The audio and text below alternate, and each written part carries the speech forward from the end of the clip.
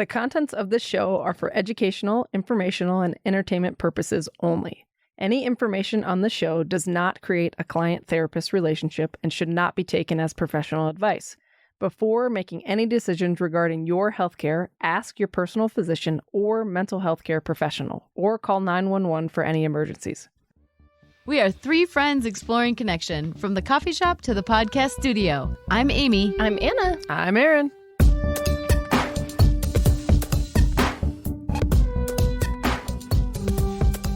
You guys remember how this all started? Yeah, Anna hooked us up to a tour on the House of Pod. And we went from 0 to launch in less than 2 months. Oh, gosh. Quick. So fast. With the help of The House of Pod. Ooh. Yeah. In Denver. Yeah, so if you want your story to be told, get hooked up with thehouseofpod.com. They are so amazing. They help us with all things podcast, all those little questions, all those big questions. From idea to production to distribution, all of the things. Yes. They just are let them know amazing. that Less Alone sent you. Yes. Hey, everybody. Hey, We're back. We are back. And we've got some wonderful guests in the studio. Sure Super do. exciting. We are super excited. So Kelsey and Brian are here with us today, and they are some of my very best friends, and they have an amazing story about connection, and so we want to hear from them. So Kelsey and Brian, hello. Hi there. Hello. Awesome. We are so glad you guys are here, and we're super excited because you have, it sounds like, An incredible story. Yeah, an incredible story, and it relates so much to our topic of connection. Yes. So you guys want to talk a little bit about what you're doing? Just quick, and then we'll kind of go into background stuff. But tell us a little bit about what you're doing around A Light We Share. So basically the idea of A Light We Share is, and I won't go too far into everything that happened quite yet, but I had some major medical issues related to my heart in 2018. And coming out from that, I really started to reconsider my own purpose, kind of what my mission was in life. And coming out of this whole experience, I realized I have such amazing people in my life. And I think one of the things that we really came to understand, seeing other people in the hospital and seeing what they were going through, is not everybody has that same experience. But I think the most important part about it is everyone we met carried with them this light inside that it got pumped into our lives through the interactions with them. So people, obviously there were people we had known for a long time, friends and family who'd been around forever, and we could count on that from them. But there were strangers who came in who just brought such significant experiences to us. And I think that was a huge part of what helped me get better. And so just being able to bring that back to everyone and share those ideas with everyone out there. In addition to that, we learned that there are pretty significant issues in both emergency medical and intensive care units among staff in terms of their mental health well-being and, unfortunately, suicidality. So we really wanted to bring something back to them as well, because the staff at the hospital were so integral to, and, of course, they're integral to me getting better physically, but getting better mentally, just keeping me feeling like things were moving forward, keeping my family feeling positive about things. It was huge. They put so much of their hearts and their light into that. And so we want to be able to give back to that as well. That's so awesome. That's so I love good. the name, A Light We Share. Thank you. That's amazing. That picture that you all have on your Instagram of like the one lit up person and then it's spreading is such a good visual of what It's you're all so trying beautiful. to do. It's beautiful. We'll definitely put that Yeah. on our Yeah, site yeah, too, absolutely. because it is a great visual. Yeah, it's at Yeah. A Light We Share. I was trying to explain to them last night like what we were talking about, and so I was like, you just need to see this picture. Yeah. And then they're like, oh yeah, okay. Yeah, it's a pretty perfect Yes, representation it's of great. what we feel. Right. Mhm. So, Erin, you met Kelsey at a camp? No. Is that? Most people at the camp. Wait, at Jefferson Center for Mental yes, Health. Yeah, okay. we were She both on meets the everyone school-based at the team. camp. That's what I Yeah, at the camp. first assumption, the camp? Not the camp this time. Not the Fishing. camp. Yes. Not fishing at all. Yeah, okay, never mind. Not fishing. Yeah, Okay. at the camp. So we were therapists on the school-based team, and then Got it. yeah. I That's think it. I saw your light and I hung on to you. Yes, Erin does have a bright mind. Like you've been doing this forever, Kelsey. She told me she was drawn to you like a moth to a flame. That's like the best compliment ever. No That's kidding. good. Wow. There So it is. that's great. So, Kelsey, you have a background as a therapist. Is that right? Yeah, I think Erin and I have been in the field about the same amount of time and still doing that work in Salida where we live. Mm-hmm. And do you use that work with A Light We Share, or is that kind of a separate? It's all still developing.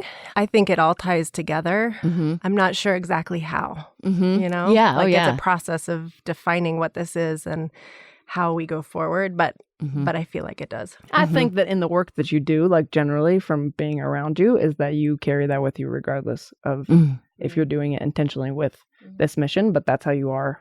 I'm getting all teary. That's how you are. That's with your presence that you bring to things. Generally, you. as a light around. So And we do want all of you to know out there that we have a giant toilet paper roll. Because For the tears. most likely there's going to be a lot of tears That's today. right.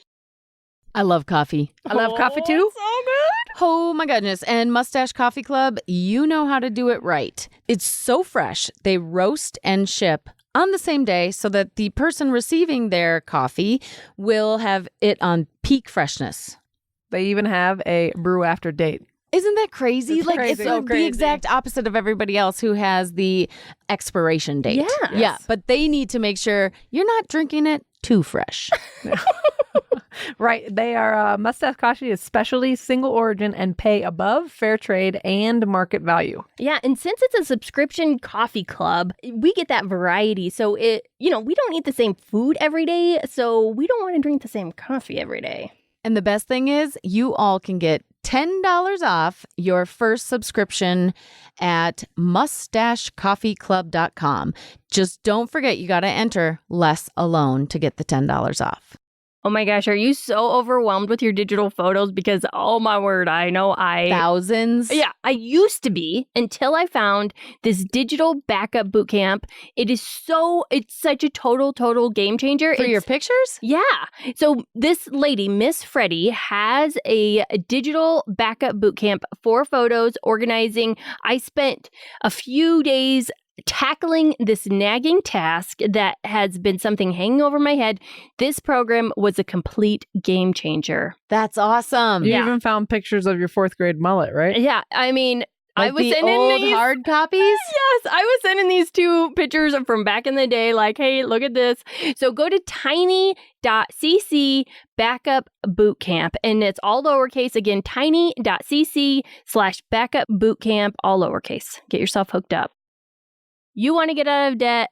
I can help you get out of debt so fast. So get yourself hooked up with the debt-free roadmap, and it will walk you through all the steps. I want to help you get to where you want to be. Debtfreeroadmap.com. So without further ado, Yes. I think we should get into your story about Absolutely. your What happened? near-death experience or death. Yeah. What so- happened? So you two, well, can we back up even more? So you two are married. You live in Salida. You have 2 Colorado. daughters. Yep. And just to kind of set the framework of that. and so high school sweethearts. that's amazing. Yeah, Wow. we've been together since we were 16. Wow. We met That's at Evergreen impressive. High School. So another That's Colorado amazing. shout out there. Yeah. Yeah, Colorado. So when you first met, did you two know, like, oh my gosh, this is my person? That's good. I think I had some sense because I still remember we were in French class together. And oh my God, that's awesome. You're like, So she's so cliche, hot. right? well, and Would you like to go to Paris with me? the French class was in one of the little modular buildings outside the school. They were working on renovating the school. And so I just remember she had just come back from a family trip to Mazatlan, was it? Yeah. What grade And was this? I was a junior. She was a sophomore. Okay. And I was in the classroom. I was like the French club president. I was really into French at the time. That's a good tip. And Really into It's a French. good part of the story. oui, oui. Are you fluent? No. Okay. Not even close. So I sat down because I got there early, because I always got there early. And then I was just watching other students come in the door to this little building. And all of a sudden I see this amazingly gorgeous, tan, long leg, incredible young woman walk through the door. And I knew right at that moment, I was like, I need to know this person much better. And there came an opportunity for us to get extra credit in French class by going to see a French puppet show Oh my gosh. at Washington Park. And so I said, well, I'm going to go. Does anybody want to go with me? And I see Staring her down. You are going to come with me. well, only one hand in the whole place went up, and I was so excited because I knew whose hand it was. And I said, great, then it's a date. And then I got nervous and invited a friend to go with us. Had a girl. That is a great So have you been story. together ever since then? Ever since. Oh my gosh. Yep. Did you go to the same October of college? 1996. Yeah, Wow. So I went to Chico State in Chico, Yeah. California. And because we were a year apart in school, I left. Kels was a senior. She graduated and then came out to Chico as well and did most of her kind of undergrad general studies there. And then back to Colorado again. Oh my gosh, And that's so great. You were both in Salida, or you were in Evergreen and then chose Salida after college, or? Well, we were in Evergreen, went to college, came back, lived in Denver for 10 years, and then just really got tired of other people's taillights. Yeah. So then we made our way to Salida. We'd never been in Salida before. We just kind of, it was like throwing darts at a map. And it was like, well, that place sounds cute. We had driven through that valley multiple times. My parents live in Ridgeway, which is down near Telluride. So we were driving through the valley once or twice a year. And after a while, it was like, maybe we should just stop and live in this valley. So, and it's worked out pretty well. So how long have you lived in your current community? About 4.5 years, 4.5. It's Okay. been 4.5 years. I reckon. Yeah. Wow. Long time. Yeah. Well, and long enough, it sounds like, to have this amazing support that really showed up for you in the hospital. So can we jump into that? Are we ready to hear the Sure. story? Yeah. For kind of long-term background of it, I was born with a congenitally malformed aortic valve. And so at 8 years old, I was diagnosed with that and aortic stenosis. And I was just told by doctors, you have a surgery at some point. And that point came up in 2016. I had my first valve replacement. And that was done at St. Joe's and was a great success. And everything seemed to be going well that year. I think it was 4 months later, I climbed Mount Elbert. And then the month after that, I ran a 10K in Salida. And so I thought, things are fantastic. So then fast forward to 2018, and I just started having weird nondescript symptoms. And the first thing that came up was I was diagnosed with a blood clot in my popliteal artery, which is a major artery in the leg. So this was in my right leg. And I was flown out of Salida down to Colorado Springs to have that removed. And I remember talking to the surgeon who took it out afterward and saying, it's kind of weird that I would have a blood clot at this age. And he was like, yeah, that's weird. And I said, it's kind of extra weird that it's in an artery, right? And he was like, yeah, that's extra weird. And I was like, And what age were you at the time? I was just about to turn 38. And did you say you were flown to Colorado Springs? So this was like an emergency. You had to get this? Yeah, the doctor came in at the emergency room in Salida and he said, we need to get you to Colorado Springs as quick as possible. So we're getting the ambulance ready. And he came back 30 seconds later and was like, ambulance isn't going to quite get there fast enough. You're taking the helicopter. Oh my So- gosh.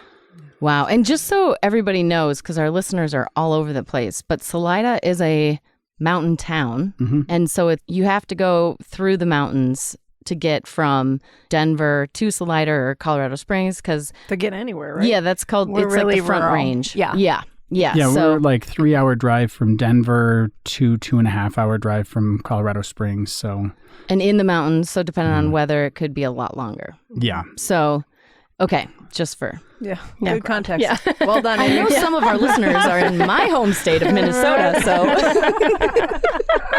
just gotta clarify. Good call. Good call. But I got to say, for somebody who likes to fly, it was, it's not the way I would recommend having your first helicopter flight, Oh my but gosh. it turned out pretty well for me. But Were you on a stretcher or were you like sitting there looking out the windows? they have kind of a stretcher that they can put the back up on so that I could sit there and okay. look out the windows, but it actually locks into the base of the helicopter. Okay. And I was impressed. My pilot was very smooth takeoff and landing. Amazing staff there. The folks who work for Reach are incredible. They took great care of me. But so we came out of this all with this surgeon just saying like, I don't really know what's going on. And his advice when I said, well, what do I do from here, was go to Mayo. And I was like, you mean like Mayo, Colorado? And he said, no, there's no Mayo here. You got to go to the Mayo Clinic. And I was like, I work 40 hours a week and my wife works 24 hours a week and we have 2 kids. I don't think we can just show up at Mayo tomorrow. It's not really in the plans. So Can I just give another little Minnesota shout out? Is that where it is? Yeah, Oh, Mayo okay. Clinic is like big time. Oh, okay. I don't know. Makes us Home Minnesotans state, proud. Amy. Yes. There you Home go. stay proud. Anyway, Well, so I had these kind of other nondescript symptoms. It's August in the high mountain desert of Colorado, 90 degrees during the day, and I would get these chills where my teeth would just start chattering. Oh. And like I'd be in a meeting with my boss and my teeth would start chattering. And I'm like, I know this is awkward, but I'm not sure how to turn it off right now. So we Wow. had that. I was having some, I think what we would just call cognitive issues. Maybe neurological. Yeah, things where I would walk into a room and kind of forget why I was in the room, blobs in my vision. You'd repeat things that you had said. I'd repeat things that I had said. And like my left side went numb for a short time when I was at work one day. So just, things that didn't make much sense. And we had tests being run, but there was just nothing that was coming up. So then I ended up with a pain in my arm that was very similar to the pain I'd had in my leg when I had the first clot. And we went back to the hospital and they couldn't find in the scans that they ran that there was a clot there. So they sent us home, and after talking it through for a bit, we decided to call my cardiology team, which is at UC Health in Denver. And they said, why don't you just come on in to the ER here and we'll see what's going on. So we went ahead and made that drive. They did find that there was a clot in the brachial artery in my right arm. And so that was removed. But because we had talked to the cardiology team about what was going on, they started running some other tests, and what they found was that I had an infection in the aortic valve, the one that had been replaced, and that the infection basically, it was growing stuff. The doctor called it vegetation. Whoa. you don't want to have that growing in your artery. That doesn't sound like a good thing. No, and you also don't want to put that on your salad. No. Yeah. But this vegetation, pieces of it would just break off, and they went to different spots. So they caused the arterial clots in my leg and my arm. And then we found that they had also been going to my brain and causing a series of strokes. And that's Whoa. where those kind of neurologic symptoms were coming from. And so we ended up with the most incredible surgeon ever. And I apologize first to all surgeons out there for saying this, but you may know surgeons are not really known for their bedside manner. Mm-hmm. I think mostly because they generally work on people who are unconscious. Oh. Totally. They're like, this isn't a skill I need.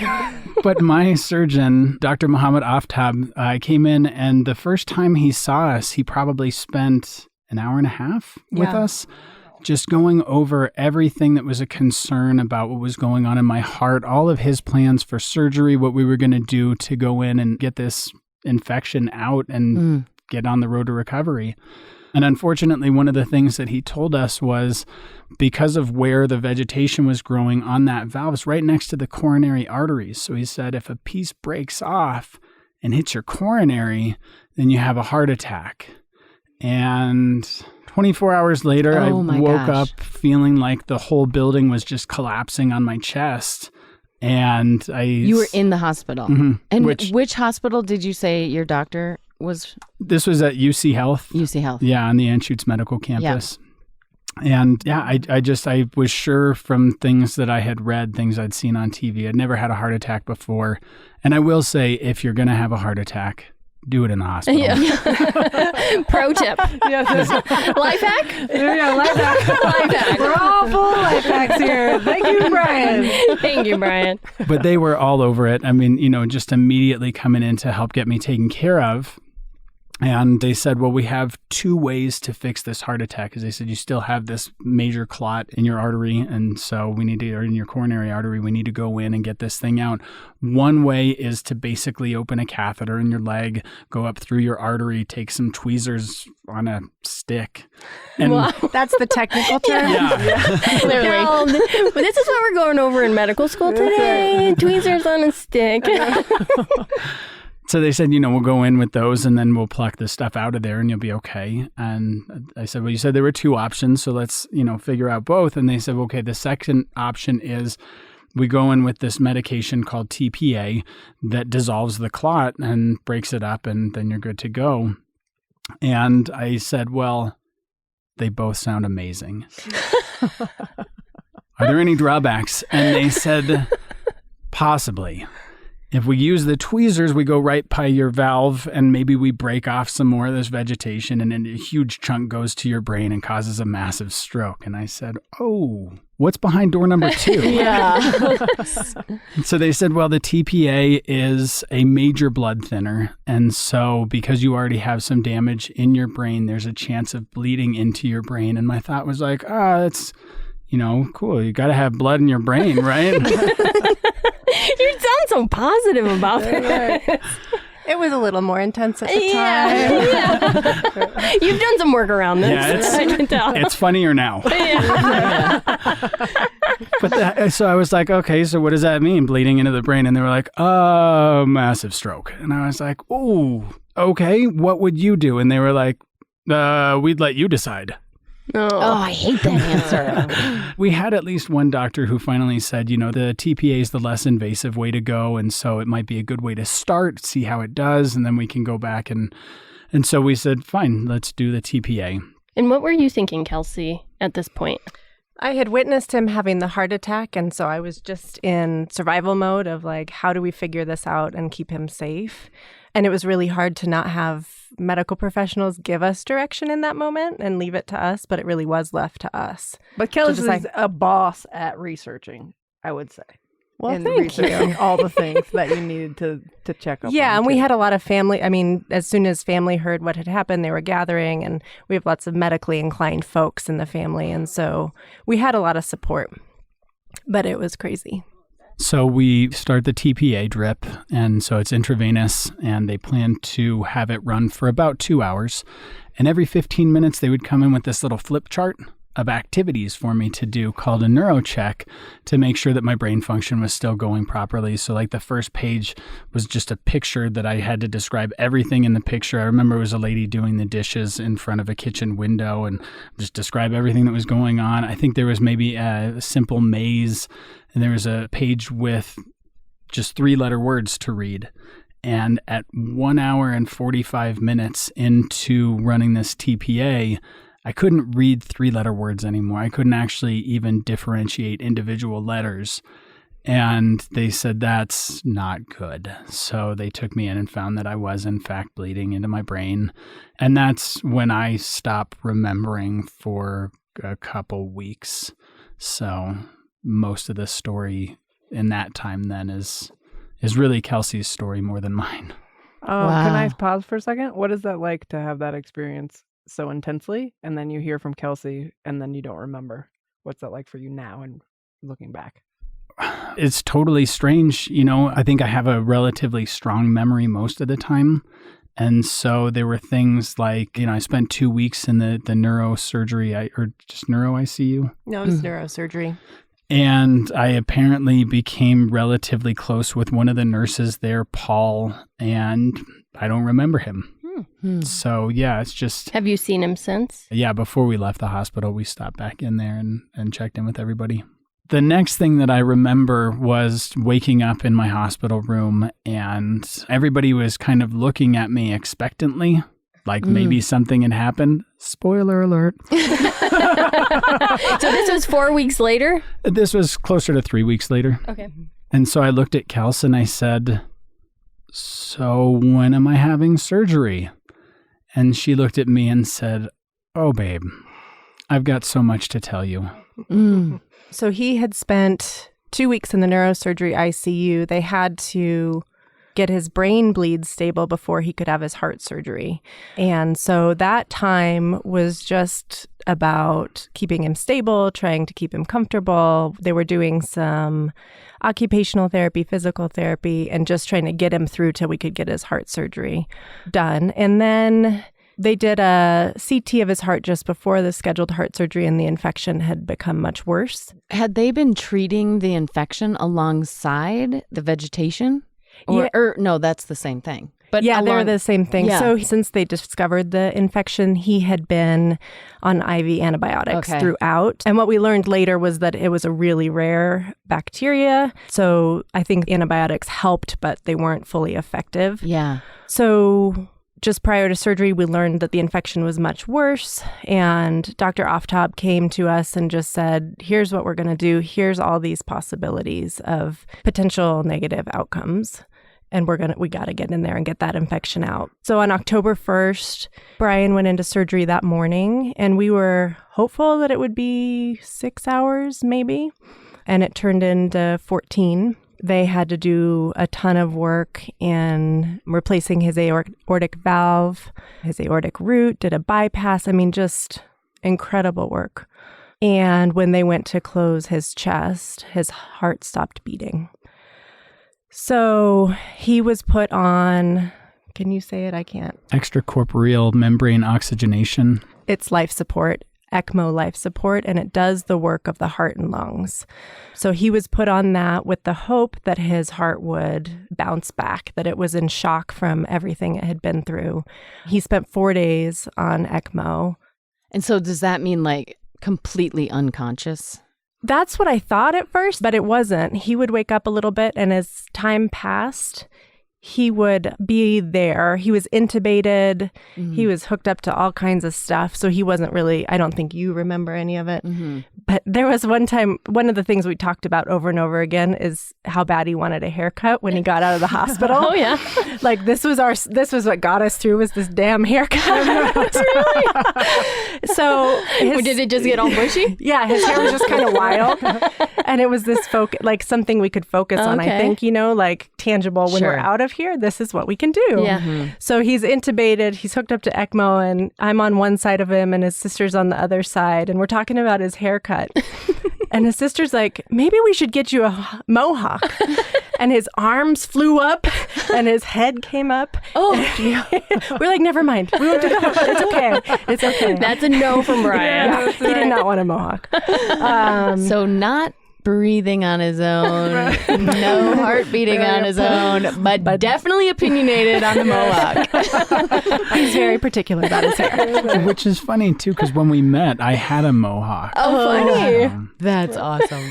But he would do things like when he first started waking up, one of the things he was most worried about is he didn't have his wedding ring on. Aww. And he was kind of pointing to his finger and trying to ask about that. And he would sign, I love you. And so he doesn't remember, but we knew he was there. And after 4 days of monitoring, and his heart was starting to come back online, and they thought it was time to give that a try. And so they took him into surgery and removed this ECMO device, and his heart took over and started beating on its own. Wow. Yeah.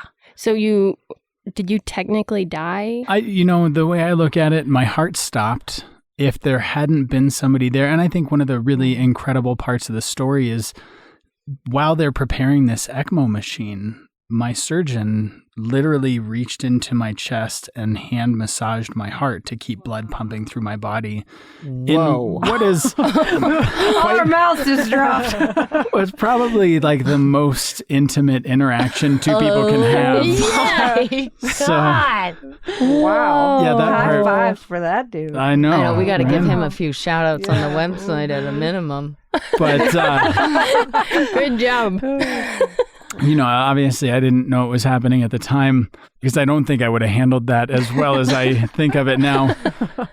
But yeah, then, it's 3 weeks after I remembered my last memory, and all of a sudden I'm finding out that all of this had happened. And to me, it really felt like the kind of thing that should come with a near-death experience. And I was very disappointed, possibly even distraught. Yes. About not having had a traditional near-death experience. Interesting. Yeah, there's no light. I wasn't visited by God. My great-grandparents didn't come talk to me, nothing like that. I just kind of woke up, and then I was told, you were dead. And well, that's not how the movies said it was supposed to go. I just got this T-shirt. I wanted something else here. Just a little heart massage? Come on. I signed up for way more than that. But we got to talking, and so Kelsey, the wise therapist that she is, I was trying to figure out, how do I find purpose in this when nothing came and gave me a purpose? And she looks at me and she says in her best therapist voice, well, what do you think the purpose is? Kelsey, could you give us that? Yeah. Well, what do you think the purpose is? Yes. Well done. So good. And so I started talking about the fact that I had been working in a prison for about 4 years in Buena Vista, Colorado. Before that, And what were you doing there? I was a teacher there. Okay. So I started out in GED and then kind of took over oversight of all the academic and vocational programs. And before that, I was a teacher at an alternative and dropout high school in Sheridan, Colorado. And before that, I was a general studies teacher at a youth drug and alcohol rehab in Denver. And all of them can be relatively dark places. There are a lot of people who are not experiencing happiness in life in prison or rehab. And so every day I tried to go into those jobs just with the idea of bringing some positivity. And so I looked at Kels and I said, well, I think, I've always tried to be kind of a positive person in these dark places. So I guess that's it. I'll carry the light. And that became the basis for our mission, was just this idea of carrying the light and just bringing the best of ourselves to other people to allow them to give the best of themselves to us. So that was a very profound moment. We all have tears in the studio, if you wonder. So there's that. Yeah. And then I started getting better. I went through physical therapy, occupational therapy. We got to the point where the hospital said, you don't need to be at the hospital anymore. So How long were you in the hospital? That stay, I think, was 38 days. And then we didn't want to be 3 hours away from the hospital, so we stayed near the hospital in Stapleton for a couple weeks, but, kept going for walks because of the reading issue. I was seeing a speech language pathologist about getting my reading back and going through the motions with that. And then after 2 weeks, we decided, it's time to get going home. And so on November 2nd, we drove back to Salida and got home to our girls, to our dogs, and, just getting back to regular family life. We had 8 days there, and then on the 10th, we went to get groceries in the morning. We talked to some neighbors, and we came back. I was real tired. My parents had come to town to help us out, so I sat down next to my dad to watch a CU football game. A little while later, I just kind of slumped over on my dad, and he thought I was upset about the football game at first. And then he turned and he saw that I just wasn't there. I was really, really lucky that Brian's parents were there, and we quickly determined Brian didn't have a pulse. And so we started CPR. We got medics on the way, and Chaffee County EMS was there, I think within 4 or 5 minutes. I'm so grateful. They got working on him. They used defibrillation in a machine, the Lucas. The Lucas chest compression system. It's basically a machine that does the chest compressions instead of having humans do it. So, they're precise. They always go to the right amount of compression, and then, you don't have people who are getting exhausted by the physical exertion of doing CPR. And they worked on him at the house for probably 30 minutes and weren't making progress, and then decided to take him to our local ER, which isn't far from the house, and continue to work on him there. And finally, after 18 shocks and 45 to 50 minutes of CPR, his heart started beating again. So that's a significant amount of time. Yeah, it's huge. Yeah. And there were several times in there where the medics and then the ER doc came to me and said, there's not much more we can do. And in retrospect, I'm so thankful they didn't stop. Right. But most of the time, I don't know that they worked that long. Where were your girls? They were at the house when Brian collapsed, and they saw what was happening. And I'm not sure who told them to go upstairs to their room, but somewhere in there, somebody said, go upstairs so that they wouldn't witness everything that was happening. And the EMS workers talk about seeing them up in their window, their bedroom window, like looking out at the driveway. So when Brian was transported to the hospital, I got in my car and followed. Brian's parents stayed at the house with the girls. Once he was revived and stable enough, they flew him back to UC Health. We had been in touch with his surgeon. His surgeon had actually called me on my phone while the CPR was ongoing to say, is there anything I can do to help? And they were ready for him, and they took him and just started working their magic. Was it your same doctor? Yep. The surgeon who had worked on Brian came in on his weekend off. Wow. When he heard that Brian was in such trouble. I had to drive the 3 hours to Denver, and I was kind of oblivious. I didn't realize, once he revived, I thought, okay, maybe we're okay. I didn't realize how detrimental being in CPR for that long can be, because often the brain and other vital organs don't get enough blood flow and they die off. So when I got to the hospital, fortunately for the drive, I was in that oblivion and also shock. I got to the hospital and we had a doctor who came out and said Brian had been doing what they call posturing. So it's kind of straightening his arms and putting his fists back, which is apparently Brian is giving us an example in the studio right He's now. an expert at it. And that was a really bad sign, that it indicated probable brain damage, and that we shouldn't expect him to wake up, and that if we did, he would probably be neurologically injured. So Whoa. Yeah. Their protocol is to cool a person's body for 36 hours after an event like this. It protects the brain, and I'd need somebody more sciencey to be able to explain that. That's interesting. So they put him in a medically induced coma and they cooled his down. His heart was functioning okay, but his kidneys were failing, his liver was failing. They were worried about his brain, so he's on dialysis. But all that started to improve. And the big remaining question was, will he be there, or did his brain suffer this injury? And 36 hours later, I was sleeping in a hotel across the street.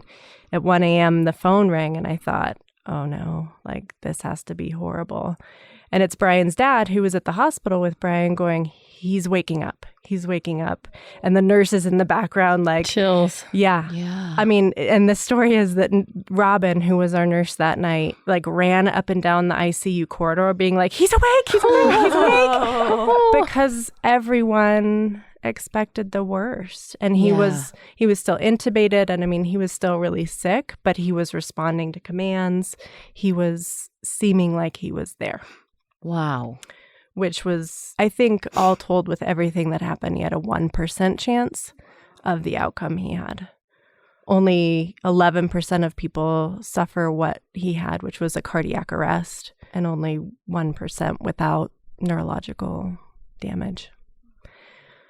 So he started recovering again and started getting better, and they inserted an internal defibrillator, which has a lead into his heart, and if his heart goes into a funky rhythm, which they think caused it to stop the first time, it will shock him right back into a normal rhythm. I mean, it's crazy and such a good backup plan. Yeah.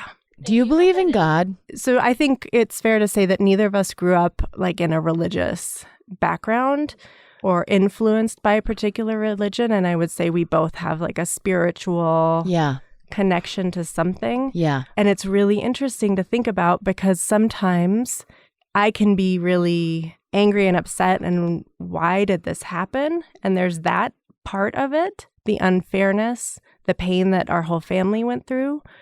And then there's the flip side of like, this is a miracle, right? Like this horrible, horrible thing happened. And definitely here both we sides. are almost a year later doing a podcast about it. Right. What is it like to do? After you're done, I want to hear what it's like to talk about it in this room. Yeah. You're such a therapist. Especially in that quiet. I know, right? She's working it. Sometimes it's surreal. I've had to do a lot of my own work. I have PTSD around everything that happened. And I think the passage of time is helpful for me because it's like, okay, maybe this chapter is closing or closed. And it's hard to trust that. But the question about God is hard because this experience for me shook everything up. I think it was different for Brian. Well, I think I've been at least fairly sure that there's a God now for a while. There was a time in my life when I was also sure that I was an atheist, and I think that's past. But I think what I really came to believe in through this process more so was the importance of humanity. And so I believe in God, but I think what I really see is I see the influence of God through people. And so just that feeling of having so many people pouring positivity into my life at my darkest moment and knowing that my family was there. And not only were they there, but they were being taken care of by other people, feeling like the whole staff of where I was located at the time was really not just invested in seeing me get better because it was good for their morale, but, wanting me to get better for the sake of that they saw a human in pain and they wanted to see that person thrive.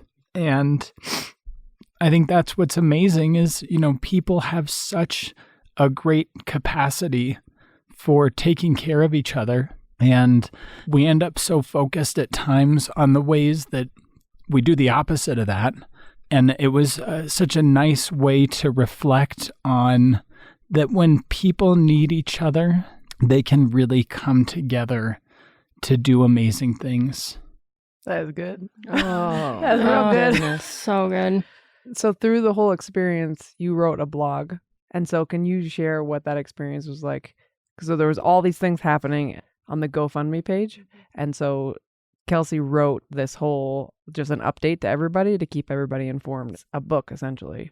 And so can you talk a little bit about that? Because as being people that love you, like. Goodness. What I've embraced through all this is that I am a writer and I love to write. I mean, I started writing these updates because as soon as we knew there was an infection in Brian's heart, there were new things and things happening every day. And we have such an incredible village. And I had no capacity to send 10 million texts a day. So it was a central place to update everyone. And what I found was that I could be vulnerable in it and talk about what this was really like. Aaron may know I struggle with vulnerability a little bit. That's why we're friends. But in the writing, I could say like what this is like to watch my partner go through this, to watch my kids go through this, and to experience both the pain and the gratitude that was coming in waves through the whole experience. Were you surprised by the way people showed up or didn't show up throughout the process? There was no showing up. Yeah. I think that's where it gets me because I am so moved by everyone who sent messages or donated money, or Aaron who came and sat with me or did a healing touch for Brian, and even months after we got home, a neighbor brought a quilt that she had made for me and she said, "We need to take care of you too." And it was all hearts. And random people who we've never known who did things for us. And I think that people connected to the story, to this sense of human experience, like at its core, when you peel away all the other crap that we worry about, all the other stresses that impact us daily. And it's like, are we going to have it tomorrow? It touches people. Sure does. So how did you, Kelsey, how did you take care of yourself in this process? I don't know that I was thinking about it. I think I spent, in between both hospitalizations, I think Brian spent 51 days in the hospital, and I think I spent like 45 nights in the hospital. I wanted to be his advocate. I didn't want him to be alone. And it came at a cost. And I think that's why now I get to heal and do all that self-care. And even though I wasn't trying to, people were showing up and helping me through. People who'd sit with us, people who'd bring me food, people who'd set up acupuncture for me. So I think our village knew that I wasn't going to be thinking about that. And so trying to fill that gap. But it was just, for me, it was like, we've got to get through this. And frankly, being afraid to be away from Brian. Would you be willing to talk a little bit about what happened? Yeah. I mean, truly, I have PTSD. I have that diagnosis. I have been working on it since things kind of stabilized and we got home, through a lot of routes. Acupuncture and therapy and EMDR. And it's just this process of trusting that I can feel safe again. I think I would have been okay if after the surgery and ECMO, things had continued, but then totally unexpected, the rug got pulled out when Brian had his cardiac arrest. And that's the piece where I think I was totally shaken. Yeah. Everything was hard, but having that element of not being prepared, thinking we were on a good track. In your own home. In our own home, the impact on our kids. You know, it's hard to feel safe again. And so that's what my work is now. Did you find any like support groups, or like, was there anything that you found going through this outside of your village? Like, did the hospital have anything, or was there anything that was already set up for people in your situation to find support? Brian's case was so unique. His illness was so unique. I mean, the hospital had support group for families of people who experienced strokes or heart attack. Mm-hmm. And so that was one element of Brian's experience and our experience, but it was so broad and different. Yeah. I connected into several communities on Facebook. Good. Can you tell us which ones? So there was the endocarditis support group, and that's the name of the heart infection, endocarditis. There's a sudden cardiac arrest support group, living with an internal defibrillator support group. I mean, there are all these pieces. And it's so unique because Brian's story is so unique. But I found comfort there in people who had walked some aspect of this road before me, for sure. Mm-hmm. And Brian, have you had to do work around what happened? I mean, physically, I would imagine that's a given, but like the mental and emotional part of it? Yeah, I think it's very different for me. The trauma for me doesn't really stem from the experiences themselves, because I just kind of wake up from them, and then people are like, here's what happened. And so your second near-death experience, did you have any? No. When he was in the middle, I know, right?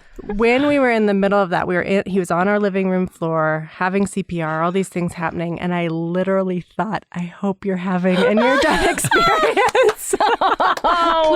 Please, just this time. I'm like, I mean, in bigger picture, come back, but also when you do, I really hope that you get this thing. Oh, that's love. That is love. It was so sweet. She took amazing care of me throughout. And I think that's where most of my work has been. I've had to come to terms with the fact that I didn't do things to traumatize other people, but what happened to me did. And working with, the fact is a child should never look at their parents' eyes and not see them there. And so working with that. The fact that, a lot of people on these support groups, they talk about the heroes in their experience, and, most of it is true bystander CPR. My bystanders were the most important people in my life. And not that I wanted to traumatize a stranger, but it's also really hard to look and see the pain that they went through and feel like it was caused not by me, but by what was going on in me. And so, yeah, I've done some work around that. I think otherwise, again, I feel like I've had the opportunity now to just wake up twice, but knowing where I was before I woke up, I've had to do some work around just that feeling of not really being sure. I don't remember collapsing on the couch.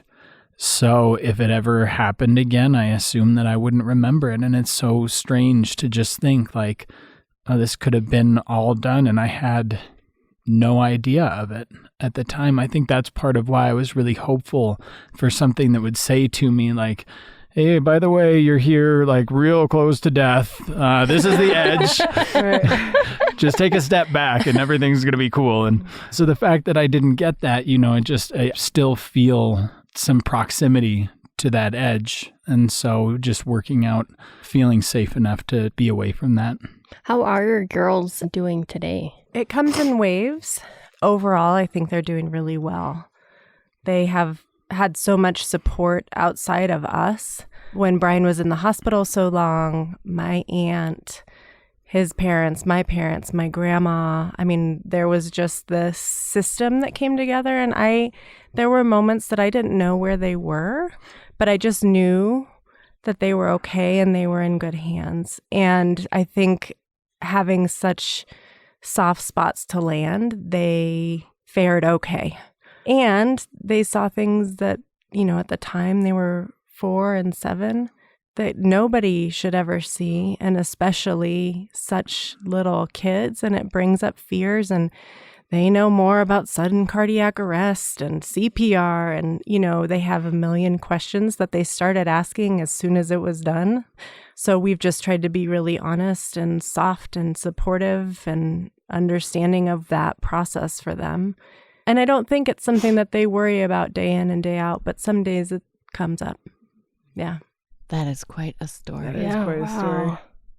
Wow. Thank you for sharing that. Yeah. Is there anything we didn't ask you about that you want to tell us about? Well, I think, one of the concerns that people have had when I've talked to others is like, what can they do? And not for me, but just in general. And I think some of the most important things is take a CPR class, be prepared to know how to do this. And I had CPR classes every other year while I was employed by the Department of Corrections.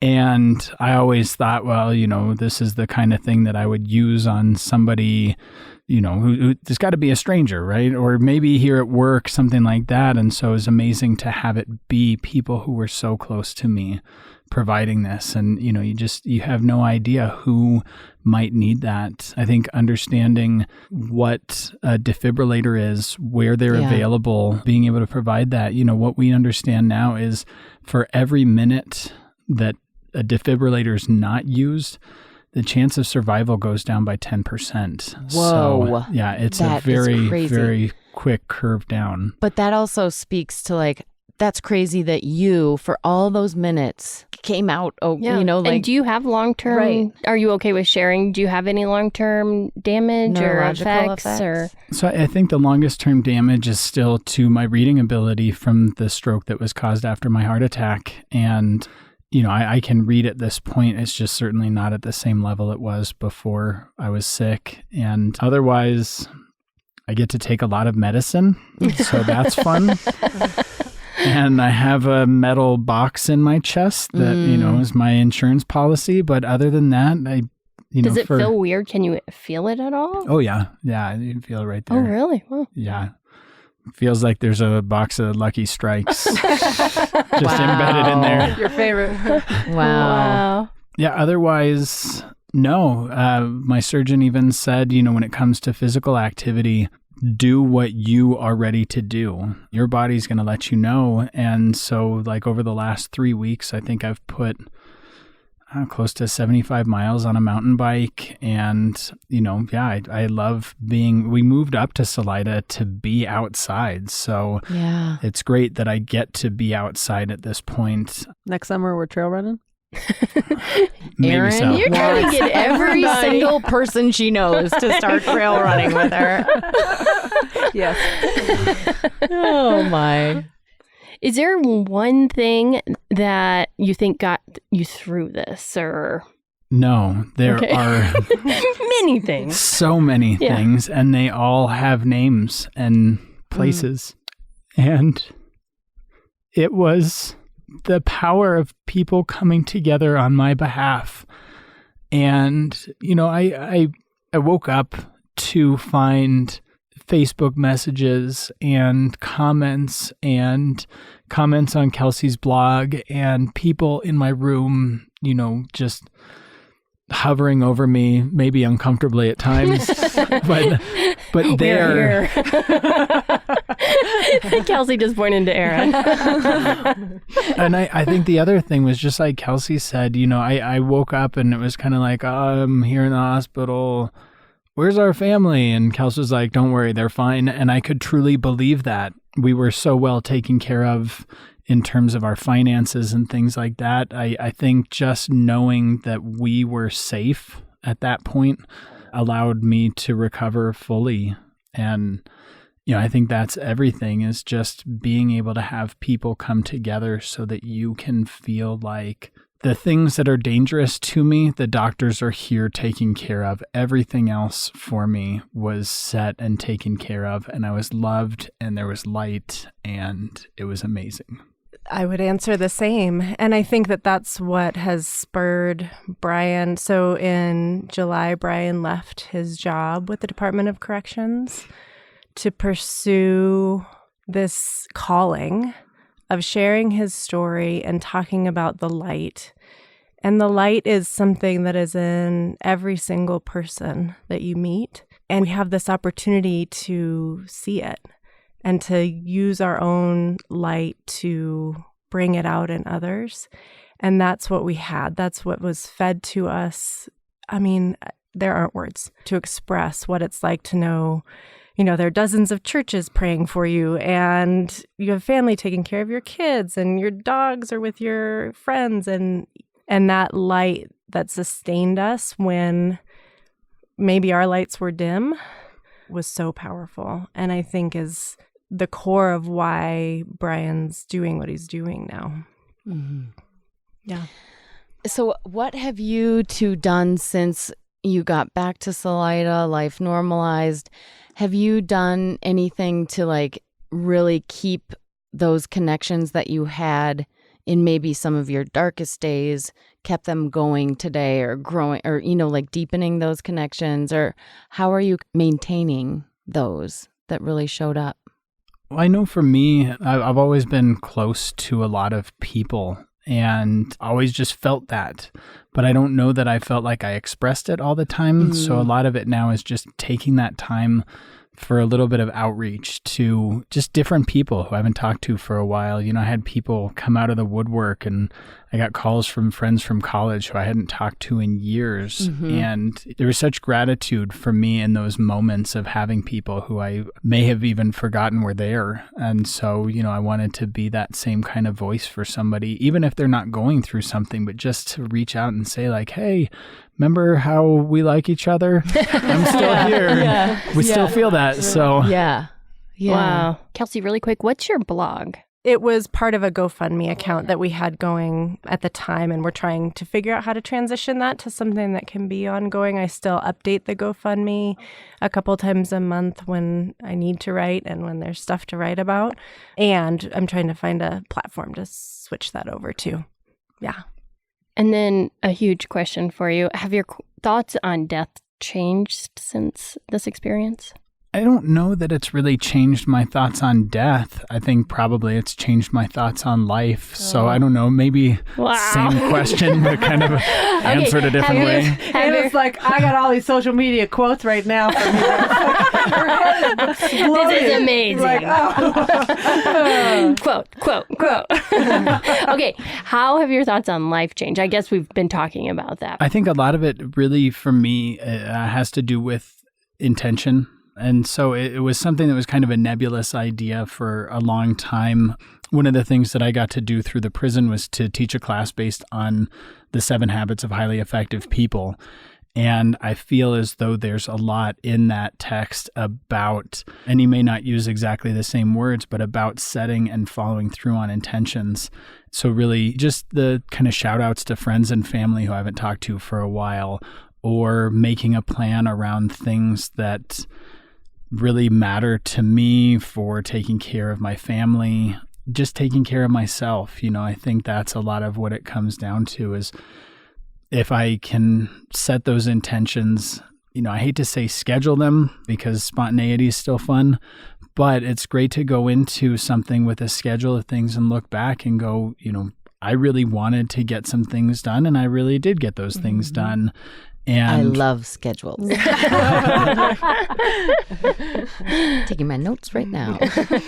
And I think when I look back at the end of it, one of the amazing parts for me, so we had an exercise that the offender students would do in the 7 Habits class where they had to write their own eulogy from the perspective of somebody who cared about them.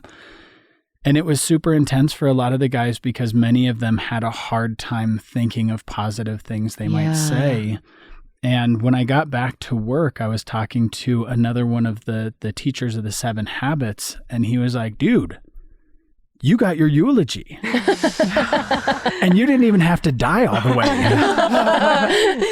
And I realized, what a special thing that is to have people telling me that, I was a good person, that I was worthy of being alive. And so I think that's one of the big intentions for our mission is to just go around and remind people, you are worthy of being alive and you are worthy of being loved and you bring beauty to the world. And, I think to me, that's what it's all about. That's the whole reason I got to come back. Who needs God to tell you that? You figured it out, right? Right? So the stuff that you're doing now, the light we share. A light we share. And Brian can tell you all the reasons behind that from like an English teacher perspective, but it's really good. We're driving to meet some friends in Durango and like going through all these names of this thing we want to do. And when we got to A Light We Share, we were like, yeah, that's what we want. And we're still figuring out what that means.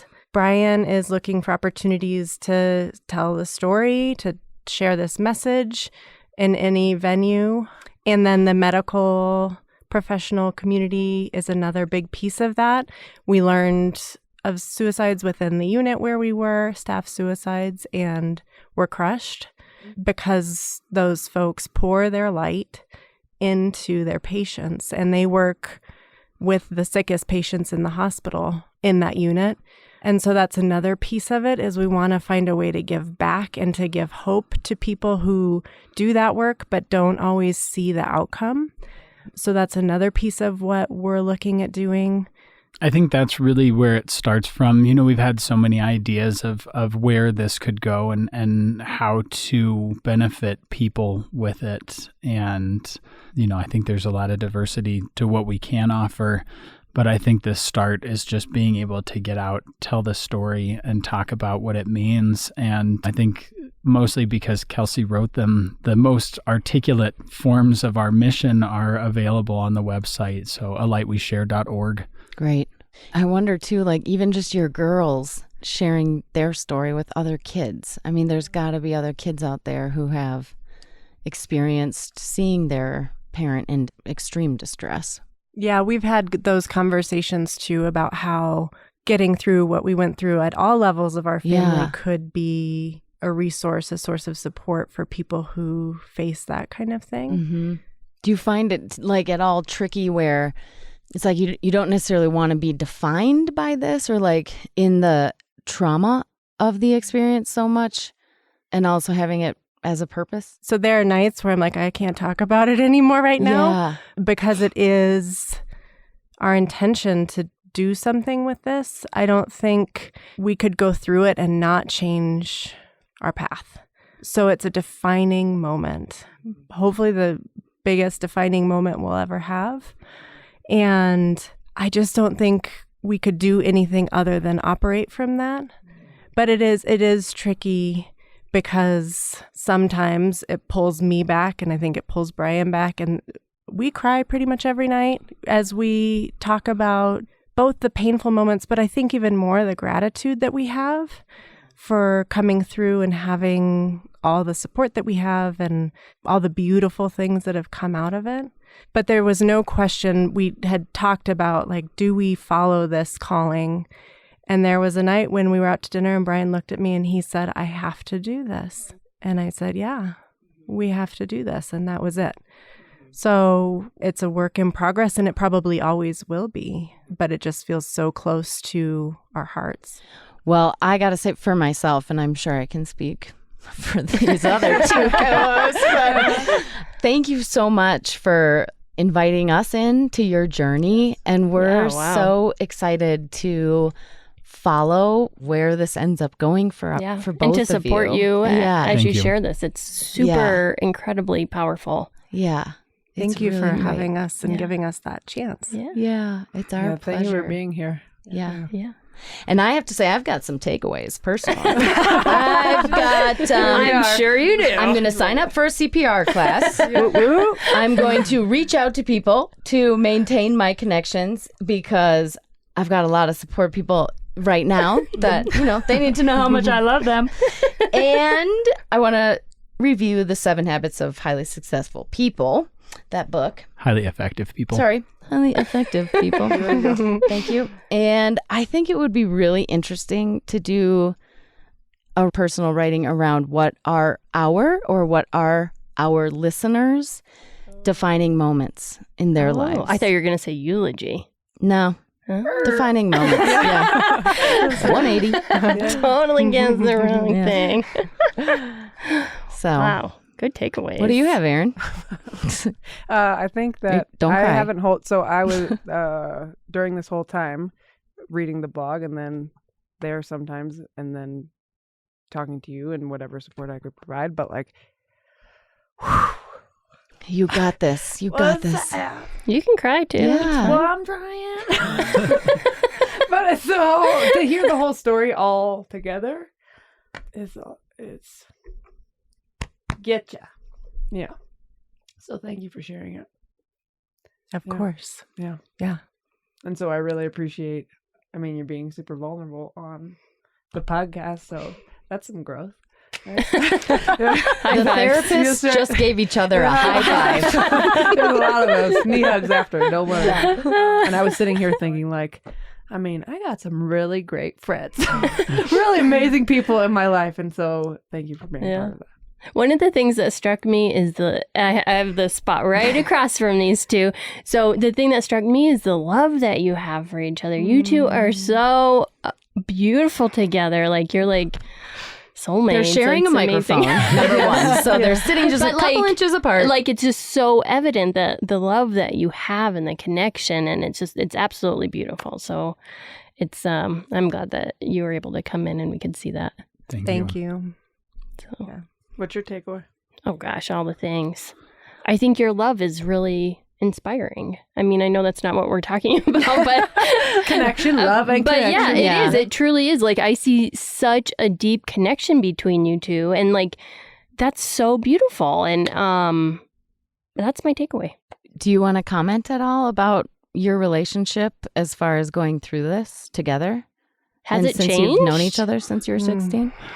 Well, I think the thing about a relationship that goes on as long as ours has is, and I didn't realize it for a long time, but, it takes a lot of work.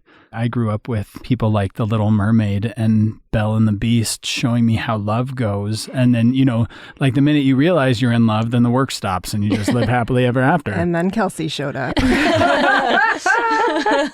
But yeah, then, reality sets in. And I remember at first being really afraid of doing work because I was like, well, if we have to do work, then this must not be as strong as I think it is. And what is work defined for you two in your relationship? Like, what does that look like for you two?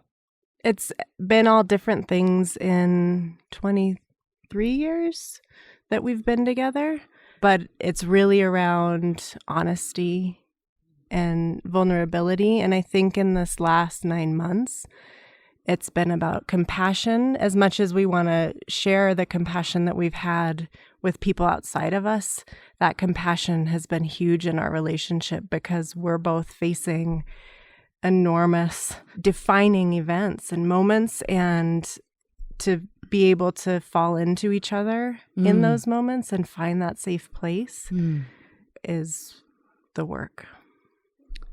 I think so much of it for me has come down to communication as well. Just understanding that I have a communication style and Kels has a communication style, and there's nothing wrong with either one. But if I listen to what she's saying only through my own filter, then I respond to her through that same filter. And I think that's where at times there have been conflicts. And so over the years, I've just learned to really try to break that filter down and just listen and really understand what she's trying to say and what she needs. And it makes a huge difference. And you can't go through something like this and have somebody who is so consistently right there taking care of you every step of the way and not, I mean, I would hope you wouldn't feel like you could just somehow throw that person away. You know, I mean, I can't express the gratitude that I have that every time I woke up and I had to ask silly questions like, when am I having surgery, after it was all done already, that I had her there to be the one to answer those questions. And, you know, I know that we're going to have communication issues again in the future. And I know that the strength of what we have is going to continue to propel us past those kind of things and have us working through them. So I think the work that you ask about, it's dynamic, it's constant, and it's always worth it. And you're both willing to do it. That's incredible. I also just want to say, I think one of the takeaways that I've got, you know, having your community, the Less Alone community, has been a great part of me in terms of setting intentions and just having a place to go and find questions about what kind of pizza I like and such. Thanks for answering that, by the way.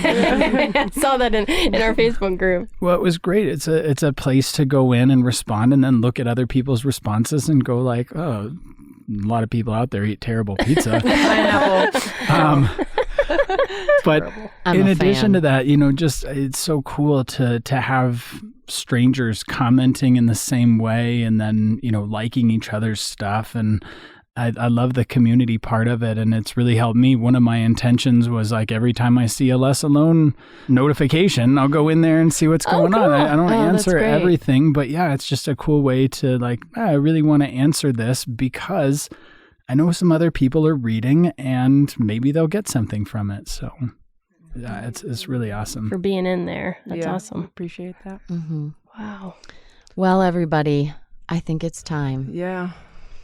Thank you, listeners. Yeah. Well, and we had one question. Oh, yes. Are you guys ready for this? This is going to like totally flip the whole thing around. Yeah. Anna's going to ask it. Okay. So we're going to end each interview with a question. The same question. And what's that? We're testing this one out. We're testing. We are guinea pigs. Yes. Buckle up. Okay, so hopefully this goes okay. Okay, so the question is, what is the weirdest thing you do when you are alone? Yeah. Well, I'm thinking, I'm this could percolating. go a lot of places. I didn't think that through. I know. We didn't think this through. No. That you're okay with sharing. Yeah. Obviously. Oh, well, that makes it easier. I think for me, probably the weirdest thing, I have conversations with myself, and a lot of it stems from, I used to drive a 1978 VW bus, and Yes. the stereo broke in it. And this was back when I was in college, but I was back for the summer and driving from Evergreen, Colorado to Arvada for a job that I had there. And so every day Whoa. I'm making this huge drive. How long is that? Oh, it was probably usually about an hour each way. Oh, wow. At least you're driving the bus. Which is pretty awesome. Yeah. But I was so used to having music or something to listen to that I would just go nuts and I would start talking at myself and I would yell at other cars that were doing things they shouldn't be. And then I would have the conversation from them back at myself. You're having like a theater performance here. I would get so passionate and then all of a sudden it's like, oh, I'm here. And so there are still times when I'll just be walking around the house and it's like, how are you doing today? "Oh, I'm doing pretty good. How you doing?" Just go on for a while. That's awesome. Oh. I think Beat that. there's no chance. It's probably the way I talk to my dogs and play with Okay. my dogs. We have a bad dog named Bandit, and That's a good name for a bad dog. Bandit. Brian named her, and I think it's his fault. She was a bad dog because she had to live up to her name. Reinforced every day. She's all, I'm an outlaw, y'all. This is how I roll. This is what I gotta do. That is totally Bandit. She's like, don't mess with this. So she and I, like, she jumps up on me and grabs onto me and we dance and we play, and that's probably really ridiculous. Oh, that's amazing. That's great.